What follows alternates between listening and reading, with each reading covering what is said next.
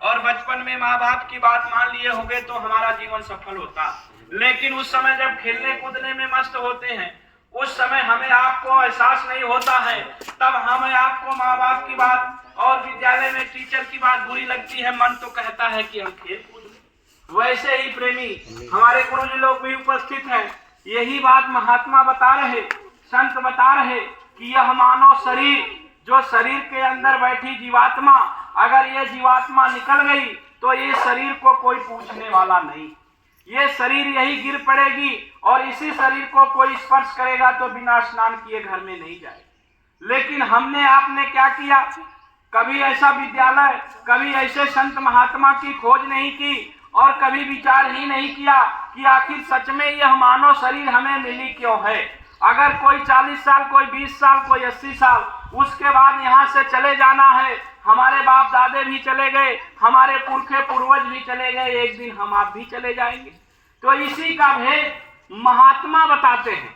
जैसे मास्टर साहब भौतिक ज्ञान, किताबी ज्ञान बता रहे, वैसे ही जब संत महात्मा फकीर होते हैं, जब वो धरती पे आते हैं तो हमें आपको उस भगवान को पाने का रास्ता और भेद बताते हैं कि आखिर सच में असली चीज है क्या। ये बात हमें आपको भी ज्ञान नहीं होता। देखिए, पढ़ाई लिखाई तो हम लोग भी किए, हमने भी बीए में बीएड करके LLB कर किया, सारी डिग्रियां लेने के बाद अगर आज आपके बीच में देखिए बाबा जी की ये बात आपको बता रहे, हे प्रेमी, आप लोग इस बात को समझ लेना, यह शरीर हमारी आपकी नहीं है। महात्मा कहते जैसे तुम दुनिया का काम करते हो, उसी में से घंटा 2 घंटा का समय निकाल लो।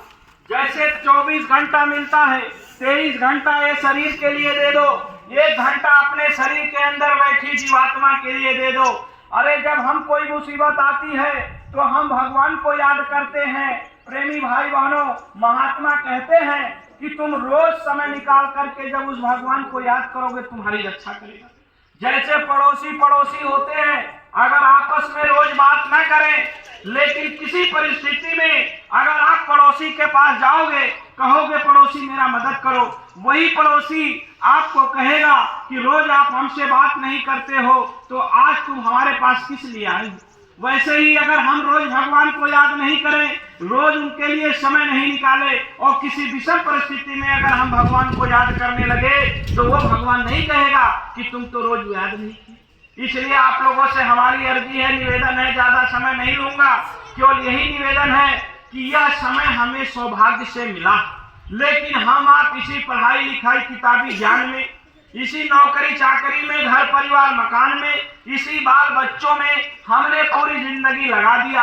ये बात आप लोग समझ लीजिए, यह समय हमारा आपका सब यही रह जाएगा। हम पूरी दौलत, पूरी दुनिया यही रह जाएगी, तन पर एक कपड़े भी नहीं रहेंगे और ये शरीर ले जाकर जला दिया गया, दफना दिया गया, मुट्ठी भर राख हो जाएगी। अरे हमारा आपका साथ कोई जाने वाला नहीं। इसलिए निवेदन कर रहे कि ये बाबा जी आए हुए, आप सब लोगों को भी समय मिले, 11 बजे से सत्संग होगा, 2 बजे तक चलेगा।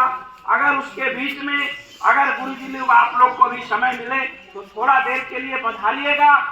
अगर बाबा जी की बात सुन लीजिएगा, बात अच्छी लगे तो ग्रहण करिएगा, वरना प्रसाद लेकर अपने घर जाइएगा। लेकिन ये बात जरूर समझ लीजिएगा कि जैसे हम दुनिया का काम करने, अगर बच्चा विद्यालय में नहीं आए तो उसको पढ़ाई का ज्ञान नहीं मिलेगा। चाहे कितना बड़ा विद्वान हो, लेकिन उसको विद्यालय तो आना पड़ेगा। वैसे ही चाहे कितने बड़े विद्वान आए, चाहे संत महात्मा फकीर आए, चाहे कबीरदास जी आए, चाहे रघुदास जी आए, चाहे दादू दयाल दरिया भीखा साहब आए,